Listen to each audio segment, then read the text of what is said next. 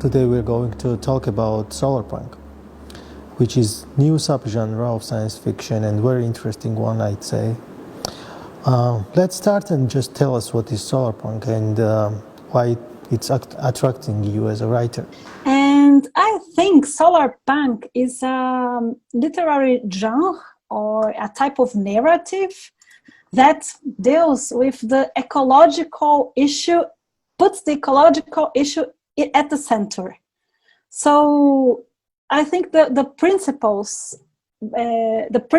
thing is focus that make like imaginary resistance in times of ecological dystopia, right? For me as an author, it's very important to me because I spent my childhood in a region with the Atlantic forest. It's a forest that is in the Atlantic Ocean. So it's a very tropical thing, like the stereotypical forest you imagined when you think about Brazil. And growing up there, I witnesses with these eyes all the devastation from the forest, like the environmental devastation. So I saw like frogs being extincted, little bees, type of trees, and this, like in 40 years, affected me a lot because, you know, in such a small time, you see all these things going, I don't know, going forever. And you as an author should do something about this. And I live in a huge city, one of the biggest cities in Latin America. I live in São Paulo. And living here, like in a very dystopian time, because our government, our Bolsonaro government, put fires in the forests on purpose, and to expand the cattle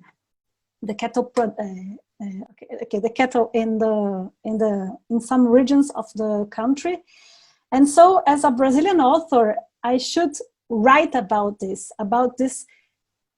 imaginary resistance focusing on ecological issues. I think is like the answer. Many writers say that solarpunk is originated from cyberpunk, but what exactly it has from cyberpunk? What solarpunk took from cyberpunk? Yes, it's a great question. I think, many authors discuss this issue. I think the sense of dystopia and this environment contamination, pollution, air, I think in cyberpunk's visions, everything is so damaged, is so contained, and I think also precarious.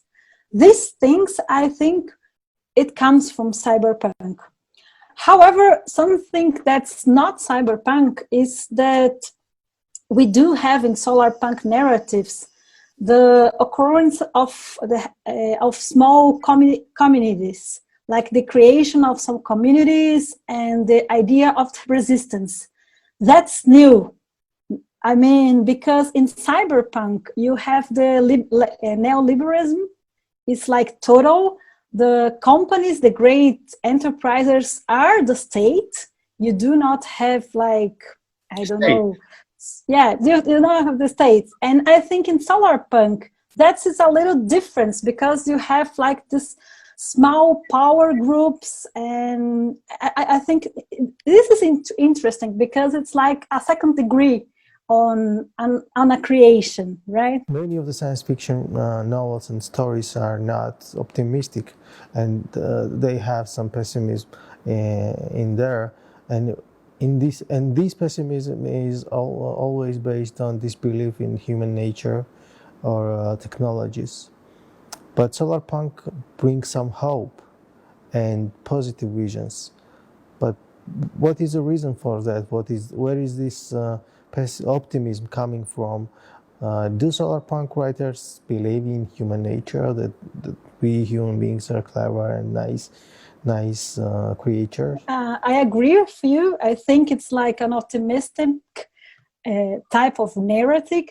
I studied very much Ursula Le Guin's work in my PhD, and I think like Ursula Le Guin is a classic author that has some optimism in her works. Like she can depict a dystopia, however, the last word is normally very utopian. So I think she's an example of authors that can be the precursors or the predecessors from this solarpunk type of narrative. And I think there is an optimism in solarpunk, however, with the understanding that this fight will be long and very difficult. And it will depend on generations to see changes or to be true. You know, I don't think that this optimism is like naive, because now in Latin America, things are very hard already. And as my father said to me, because he and my mom lived through the dictatorship period in Brazil, like, this is our time. It's the time of my generation to face this. And I think we are living really hard times here in Brazil. However, we know that the fight is long and it will have an end. And so when you write a narrative with an optimistic view, you put like a small seed to tell people that the idea will never die. Like the idea is there.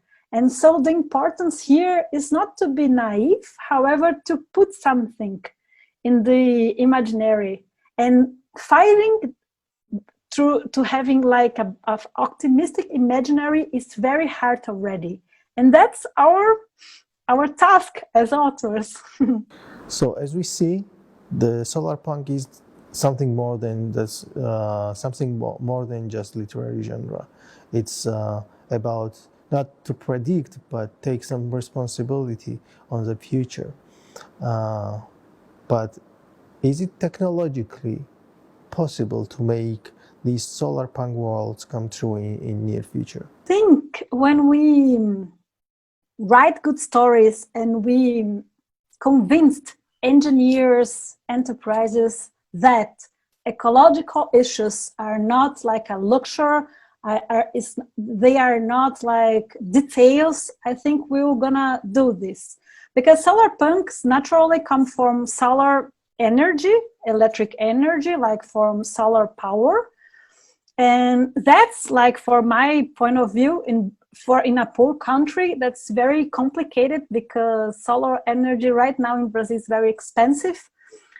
But perhaps we can like have a shift in the technology, I don't know, research, and have like a find that make solar power cheaper, because you see, we have lots of sunshine here in this country, so it could be a solution. And I think I agree with you that some of the technologies people imagine in these narratives are far from being achieved, as, I don't know, colonize Mars. That's very common also in science fiction. However, the idea is intelligent. So to put this in the front of the technological debate, you know, I think it's inserting this, but we are only, it's very simple to me to create a device. I only write, I only type it. But however, we make like dreams more concrete. And that's the, I don't know, our role to make this more achievable, or put this in the center of the communication. Why cities should be this way? Why the public transport depends so much on oil, on gas? I don't know. And here in São Paulo, the air pollution is it's huge. In Mexico City, also, it's very dangerous for people. In China, also, in the biggest cities from China, like Shanghai, So perhaps we could shift to another way to transport people in a huge scale. So when we discuss this, we make this more possible. It's not so utopian anymore. It's more like, it's not so radical. It becomes more like, why not? What are Capitalocene and Anthropocene? Because we see that plenty of, most of the Solarpunk writers mention these two words very often. Yeah, I think the words are very important because they describe some idea and you can like have a more specific content to discuss them. To Anthropocene and Capitalocene, it's like the recognition that now the human activity changes the way the planet, behave, or the planet is. So it's the recognition that the human activity affects the planet as a whole, as like it's not like a detail. It's like we shift the balance. We shift like the average temperatures in the globe, and we modify something that's for sure. And that's the importance of these two terms, because like they recognize this. And when you talk about politics and you talk about, when you discuss these themes with people like have no idea or they don't like so much to discuss this, I think to insert like this point, it's very important, because you begin to think that your life affects so many lives around the globe, and not so human lives, but trees, animals. And so you must think a little more about this. Our predecessors, like the generations from before, they don't have this so clear. Like the environmental fight is not new. However, not in the scale.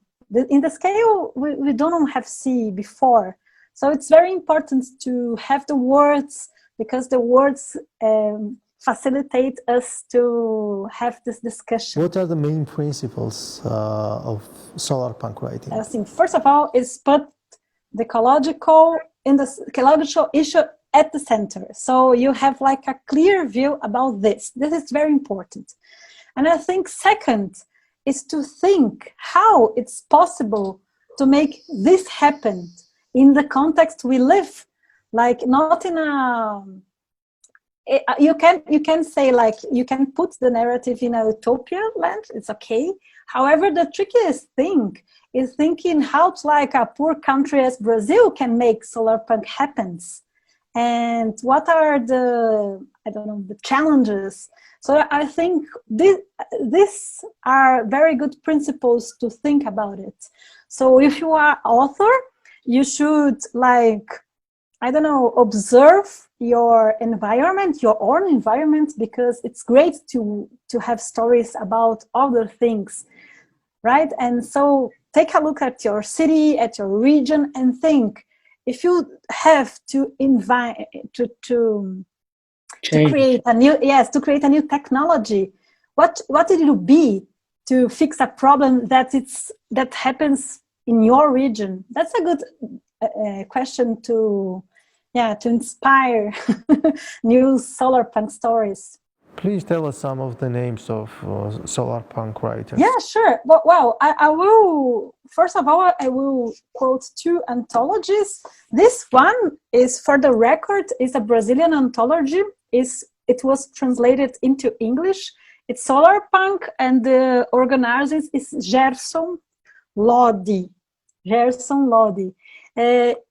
important to mention this, because it was one of the first books was launched by Brazilians. And I think it's interesting because, like, normally we don't make trends or something like this. We are very in the periphery for the science fictional creation. So this is important for historic reasons. And I will also say this, that this is anthology was organized by Francesco Verso and Fabio Fernandes. Francesco is Italian and Fabio Brazilian, and it already we have only Italian, but it will, I think they will translate it. I think, I'm not so sure. And it's very interesting because we have lots of authors from other places, like Teresa Mira from Argentina. We have Ken Liu, like she's like a top author of science fiction. We have very interesting and different stories, and I like the book because of this, like we have the biodiversity. However, as a researcher, I would recommend also like stories that are not totally on Solarpunk, however, they deals with some ecological issues. The first one will be one, it's very famous, you probably have read it, is Annihilation by Jeff Vandermeer, because I think it's a very interesting narrative, because the narrative puts like the environment as a force, and it have its own wills, and it's also a hybrid, and I like it very much. I think when you are researching about Solarpunk, I think you should also read this kind of narrative. Another narrative that popped up in my head was it's a short story written by Gabriela Damian Miravete. She's a Mexican author, and this short story was translated into English. I think in English it's like They Dreamed in the Garden. However, in Spanish is Soñarán en el Jardín. I will translate it into Portuguese. And I think this narrative is very important because you have like, and this short story won the Tiptree Award also. So it's like a short story very known. And it's interesting because all the story, it's like about a utopian view. However, about a dystopia movement, you should read to understand me better. But it's settled in a garden, and it's a beautiful garden with beaches and adult fruits, and everything happens in this garden. And I think it's not a Solarpunk story because, for very many reasons. However, she made up like a utopian movement inside a garden. It's not, and I think it's very interesting also how to depict the garden as like it's not the Greek garden from the ancient classic literature. No, it's a garden in Mexico, and it's very interesting to read. And so this narrative is not a Solarpunk narrative, but have elements to think about how important to be in a beautiful place is for us as human beings.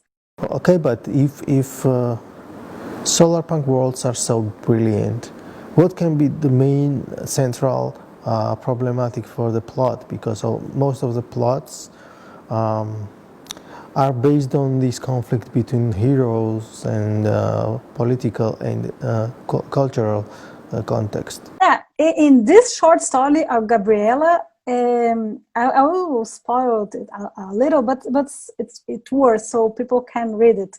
But it's a short story where women that were murdered, because in Mexico and also in Brazil, like it's a Latin America problem, women are murdered very often by their husbands or lovers or boyfriends. Talking about a very important thing which is very familiar to my country, this femicide, and I am going to dedicate one of the upcoming videos to this topic specifically. So you should read the text. A very high, a very skilled woman built up a garden to be a memorial for the souls, and she makes like about this women like holograms. So you cannot touch them because you like have you have like they are holograms. They are not the women that were murdered before. However, you can see there. And it's very interesting because it is in a garden. and I think that's it have like the Solarpunk atmosphere, because you are building a community, you are taking care of the future generations, because in the garden you were told to respect women, but not in a naive way. It's very interesting, because the narrative always go back in the past, and you can like read parts of the story of the women. So it's interesting how Gabriela depicted. So it's good, because like, I mean, the main themes here are how to have this kind of memory is important, and also how to preserve things in a way. And I think it's interesting. So the conflict here, it's about these two forces, like not to forget and to build a better future. So it's very optimistic. It's about a very, I don't know, shocking problem, but it's very optimistic. And this kind of optimism through technology, I think it's like hinge the Solarpunk ideas. Now I'm thinking about one interesting thing. As I know, the Solarpunk is coming from Brazil. It was invented in Brazil. But who was the person who wrote the first Solarpunk story? Yeah, it's Gerson. The organizer here is Gerson Lodge Ribeiro. Yeah, okay. But I don't know if he was the first, because I don't have like all records, but probably it were like one of the but the Solarpunk communities, like in Facebook and the forums, existed like for a long time. So it's also unfair to say this. I think as a short story anthology came from Brazil. However, I think the concept it's not new. I think, we should make research. I can't say this, but I think we have like Telegram channels about Solarpunk communities in Facebook, and I think probably in Reddit we have also forums about this, so that's not so new. This anthology it's for 2013. Yes, 2013. Thank you, Ana. It was very nice to have you. Thank you. On this interview. I wish you all the best and best of luck. I wish you very good, and I'm thrilled to see all the series and to hear all the authors that you interviewed. That will be good.